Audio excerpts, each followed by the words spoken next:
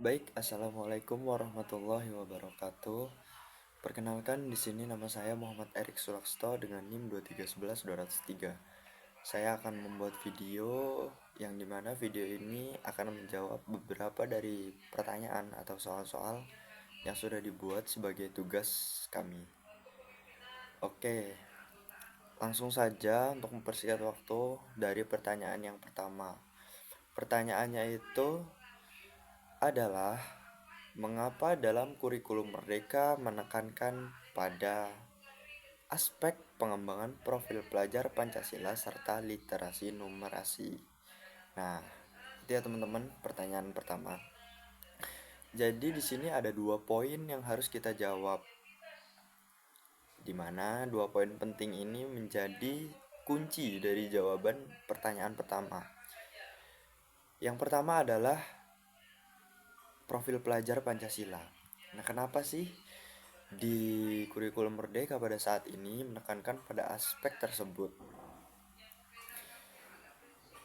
Jadi, seperti yang kita ketahui, profil pelajar Pancasila itu sangat berpengaruh ataupun sangat penting dalam pembentukan suatu karakter dan kemampuan siswa yang holistik dan relevan dengan kebutuhan zaman. Mengapa demikian? Dikarenakan profil pelajar itu terdapat beberapa poin yang harus dipenuhi ataupun yang bisa membuat siswa itu lebih baik dalam membentuk karakternya. Yang pertama adalah karakter bangsa. Jadi di dalam profil pelajar Pancasila bertujuan untuk membentuk siswa yang memiliki karakter dan nilai-nilai luhur bangsa Indonesia seperti gotong royong, toleransi, dan empati. Jadi alasan pertama dari mengapa mengapa kurikulum Merdeka sekarang itu menekankan pada aspek profil pelajar Pancasila, yaitu supaya siswa-siswa ataupun para pelajar itu memiliki karakter yang mengandung nilai-nilai luhur bangsa Indonesia. Tidak lupa bahwa di dalam hal ini siswa itu harus memiliki yang namanya sifat gotong royong. Gotong royong itu lebih dikenal dengan kekompakan ya teman-teman. Sedangkan toleransi dan empati itu sangat berfungsi ataupun berguna dalam saling menghargai sesama bangsa Indonesia. Nah, ketika siswa ditekankan pada aspek ini, maka kedepannya akan memiliki suatu karakter yang dimana tidak menyimpang dengan agama ataupun bangsa Indonesia. Karena sudah jelas dari poin tersebut sudah menjawab gitu, bahwasanya siswa dan pelajar itu harus memiliki sifat-sifat yang sudah tercantum. Yang kedua itu ada kewarganegaraan yang baik. Jadi, profil pelajar Pancasila juga bertujuan untuk membentuk siswa yang memiliki kesadaran dan tanggung jawab sebagai warga negara yang baik. Selain membentuk karakter, maka di sini profil pelajar Pancasila juga bertujuan untuk menanamkan tanggung jawab pada setiap siswa dan pelajar agar bisa bertanggung jawab sebagai warga negara yang baik. Contohnya, ketika suatu peraturan sudah dibuat, maka dengan adanya profil Pancasila ini, pelajar Pancasila akan menanamkan sifat yang tidak semena-mena ataupun bertanggung jawab dengan peraturan yang sudah dibuat. Yang poin kedua di sini ada literasi numerasi. Di dalam literasi numerasi ini terdapat 2 hal yang bisa ditanamkan dalam siswa ataupun para pelajar. Yang pertama, kemampuan dasar. Jadi literasi dan numerasi adalah kemampuan dasar yang sangat penting untuk siswa dalam menghadapi tantangan zaman yang semakin kompleks. Sedangkan yang kedua, kemampuan berpikir kritis. Di dalam literasi dan numerasi membantu siswa mengembangkan kemampuan berpikir kritis, analitis, dan kreatif dalam memecahkan masalah. Berbeda dengan kurikulum sebelumnya yang dimana kurikulum Merdeka ini lebih menekankan dengan kemampuan siswanya dari segi apa saja yang bisa dilakukan oleh seorang siswa, bukan tentang apa yang sudah dihafal oleh para siswa gitu. lebih ke benar-benar prakteknya gitu ya, teman-teman. Nah, di sini sudah jelas kedua poin ini antara profil pelajar Pancasila dan literasi numerasi itu sangat dibutuhkan untuk pembentukan karakter siswa yang akan menjadi siswa yang bertanggung jawab, berpikir kritis, analitis, dan kreatif dalam memecahkan masalah. Tentu saja poin-poin ini itu sangat dibutuhkan ketika seorang siswa itu sudah dewasa, apalagi sudah mulai menghadapi banyaknya masalah. Dengan adanya berpikir kritis tadi, maka siswa itu tidak akan terlalu berpatok pada dasar-dasar yang sudah dipelajari, namun bisa mengembangkan dari referensi-referensi yang sudah dia dapatkan untuk memecahkan masalah. Nah, untuk jawaban lebih detail ya, mengapa menekankan pada dua poin tersebut? Nah, yang pertama itu jawabannya dengan menekankan pada profil Pancasila dan literasi numerasi, kurikulum Merdeka bertujuan untuk membangun karakter dan kemampuan siswa yang holistik dan relevan dengan kebutuhan zaman. Aspek kedua ini sangat penting untuk mempersiapkan siswa menghadapi tantangan masa depan yang semakin kompleks dan tidak pasti, serta meningkatkan kualitas pendidikan dengan menekankan pada profil pelajar Pancasila dan literasi numerasi. Kurikulum Merdeka bertujuan untuk meningkatkan kualitas pendidikan di Indonesia dan mempersiapkan siswa untuk menjadi warga negara yang produktif dan berkarakter. Seperti yang sudah saya sebutkan tadi, bahwasanya dua poin ini sangat bisa membantu dan membuat seorang pelajar ataupun siswa itu bisa jadi lebih bertanggung jawab lagi, dan secara tidak langsung itu harus bisa dewasa dengan adanya dua poin tersebut. Lanjut ke pertanyaan yang kedua. Jadi di dalam pertanyaan yang kedua ini adalah yang pertama ini ada sedikit poin-poin ya, 7 kategori yang dimana kategori ini harus kita masukkan ke dalam proyek yang umum dibahas. Yang pertama itu kategori pertama ada kesehatan tubuh dan jiwa, yang kedua ada teknologi, yang ketiga ada nasionalisme, yang keempat ada sustainability, yang selanjutnya ada warisan kebudayaan, yang selanjutnya ada entrepreneurship, dan yang terakhir ada demokrasi. Nah, pertanyaannya adalah apa yang akan kita lakukan sebagai calon seorang guru ketika kita ditugaskan oleh kepala sekolah dan atau wakil kepala sekolah dalam bidang kurikulum untuk memilih tema dengan isu tentang penurunan kuantitas dan kualitas air, di mana isu ini sejalan berdasarkan isu pembangunan berkelanjutan yang dilaporkan oleh Dinas Lingkungan dan Kebutuhan Provinsi Kepulauan Bangka Belitung. Nah, jadi pertanyaannya di sini ada dua ya, teman-teman. Pertanyaan pertama, menurut kami sendiri, materi PAI apa yang cocok untuk memasukkan tema ini? Dan pertanyaan yang kedua, bagaimana rencana Anda untuk mengimplementasikan pembelajaran yang diintegrasikan dengan tema tersebut menggunakan pembelajaran berbasis proyek? Nah, ini menarik teman-teman.